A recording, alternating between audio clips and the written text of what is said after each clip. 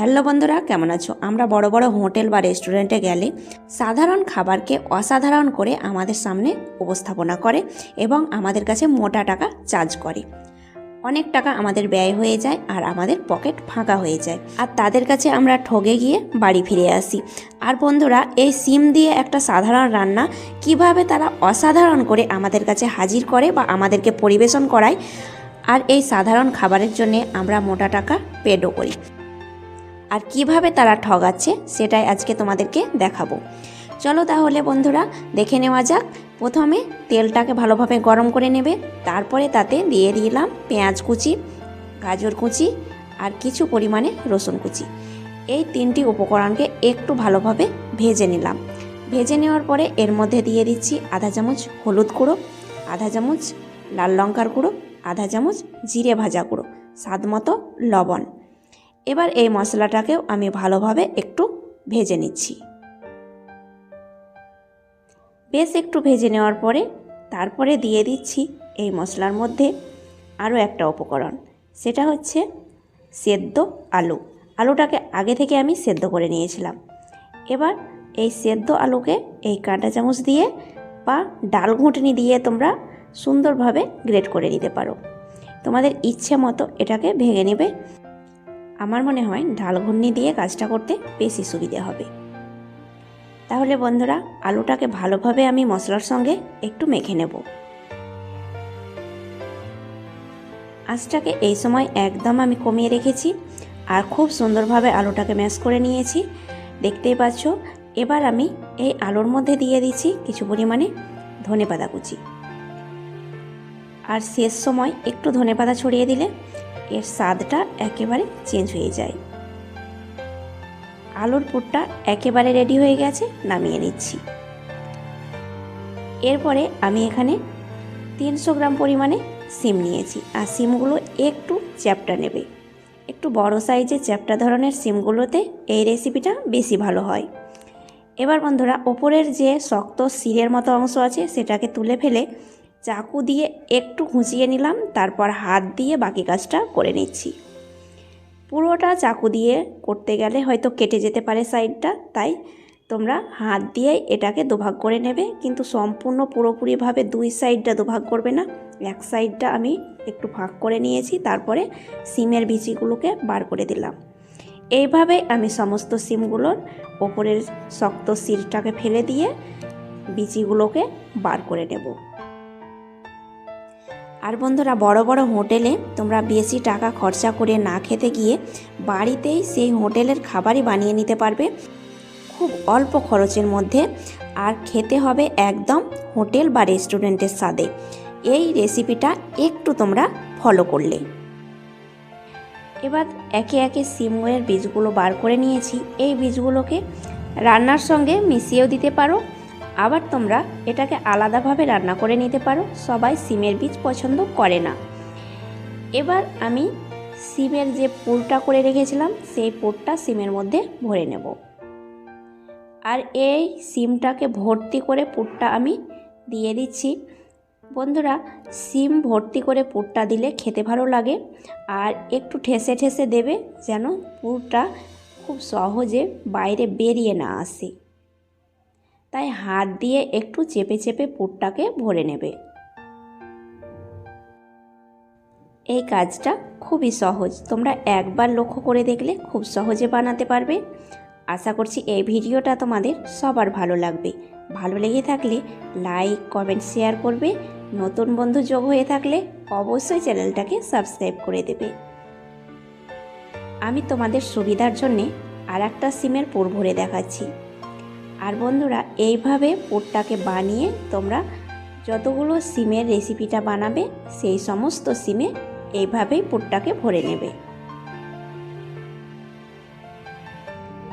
আমি একে একে বাকি সিমগুলো একইভাবে পুরটা ভরে নিয়েছি, আর দেখো বন্ধুরা, দেখতে কতটা সুন্দর হয়েছে। এবার আমি এই সমস্ত সিমের মধ্যে বাকি মশলা অ্যাড করে দিচ্ছি। এখানে নিয়েছি আধা চামচ হলুদ গুঁড়ো, ছোটো চামচের 1 চামচ পরিমাণে লবণ, আর এইভাবে একটু হাত দিয়ে ছড়িয়ে ছড়িয়ে মশলাগুলো দিতে হবে। আর 1 চামচ পরিমাণে জিরে ভাজা গুঁড়ো, আধা চামচ পরিমাণে লঙ্কা গুঁড়ো। এবার সমস্ত উপকরণকে হাত দিয়ে একটু সিমের গায়ে লাগিয়ে নেব। এইভাবে হাত দিয়ে একটু ঘষে ঘষে মশলাগুলোকে সিমের গায়ে লাগিয়ে নিতে হবে। সমস্ত সিমের গায়ে আমি মশলাটাকে ভালোভাবে লাগিয়ে নিয়েছি। চলে যাচ্ছি পরবর্তী ধাপে। এরপরে চুলোর মধ্যে একটা প্যান বসিয়েছি। প্যানের মধ্যে দিয়ে দিচ্ছি সরষের তেল, প্রায় 4 থেকে 5 চামচ মতো। তেলটাকে ভালোভাবে গরম করে নেব। তেলটা গরম হয়ে যাওয়ার পরে একে একে সিমগুলোকে আমি সাজিয়ে দিচ্ছি।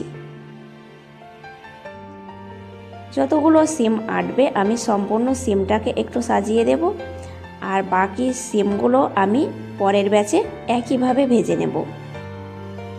ঢাকা দিয়ে দিচ্ছি 2 মিনিট মতো। 2 মিনিট পর ঢাকনা খুলে আর এক পাশ করে দেব। আর এক পাশ ভালোভাবে একটু ভাজা হয়ে গেছে আর সিমটা নরমও হয়ে গেছে। যেহেতু সিম খুব অল্প সময়ের মধ্যে নরম হয়ে যায়, এবার 2 পাশই আমি একইভাবে একটু জাল করে নিচ্ছি। আবারও একটু ঢাকা দিয়ে দিলাম। ঢাকনা খুলে এবার আমি সমস্ত সিমগুলোকে উঠিয়ে নেব। আর এইভাবে একটু নরম করে সিমগুলোকে ভেজে নেবে।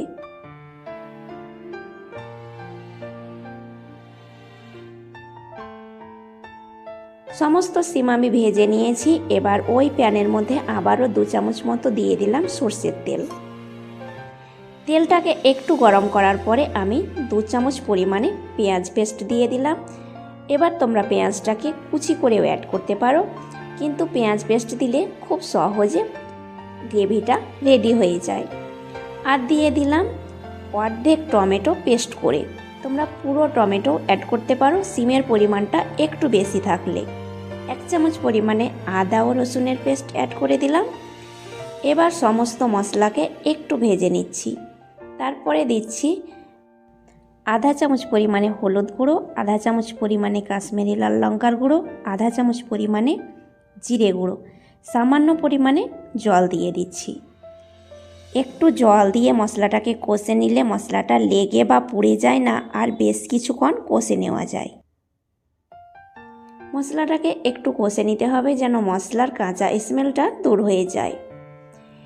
মশলাটাকে বেশ কিছুক্ষণ কষে নিয়েছি। আর মশলা থেকে যখন তেল রিলিজ হতে শুরু করেছে সেই সময় আমি দিয়ে দিচ্ছি 1 কাপ পরিমাণে জল। এবার বন্ধুরা, গ্রেভিটা তোমরা একটু বেশি পরিমাণে রাখতে চাইলে এই সময় তোমরা জলটা একটু বাড়িয়ে দেবে। যখন গ্রেভিটা একটু ফুটে উঠেছে সেই সময় আমি একে একে সিমগুলো সাজিয়ে দিচ্ছি। যেহেতু সিমগুলো ভেজে নেওয়ার সময় 90% সেদ্ধ হয়ে গেছে, আর বাকি সেদ্ধটা এই গ্রেভির মধ্যে হয়ে যাবে, তাই সাজিয়ে দেওয়ার পরে আমি প্রায় 2 মিনিট মতো আবারও ঢাকা দিয়ে দিচ্ছি আঁচটাকে লোতে রেখে। 2 মিনিট পর ঢাকনা খুলে এবার আমি শেষে উপকরণ দুটো দিয়ে দিচ্ছি। আর এই সময় আমি একটু চেক করে নিয়েছি লবণটা কমই আছে, তাই আবারও একটু লবণ দিয়ে দিলাম। এবার বন্ধুরা, আমি সব শেষে অ্যাড করে দিচ্ছি 1 চামচ পরিমাণে সবজি মশলা। সবজি মশলাটা দিলে স্বাদটা খুবই ভালো লাগে সিমের মধ্যে। আর ওপরে কিছু ধনেপাতা কুচি। তাহলে দেখলে বন্ধুরা, খুব সহজে রেডি হয়ে গেল পুর ভরা সিমের তড়কা। এই তড়কাটা বানিয়ে হোটেল বা রেস্টুরেন্টে তোমাদেরকে বেশি টাকা দাম নিয়ে খুব অল্প পরিমাণে দিয়ে থাকে। আর এটা তোমরা বাড়িতে কম খরচে বানিয়ে পুরো ফ্যামিলি পেট ভর্তি করে ভাত দিয়ে খাবে। আজ এই পর্যন্তই। ধন্যবাদ।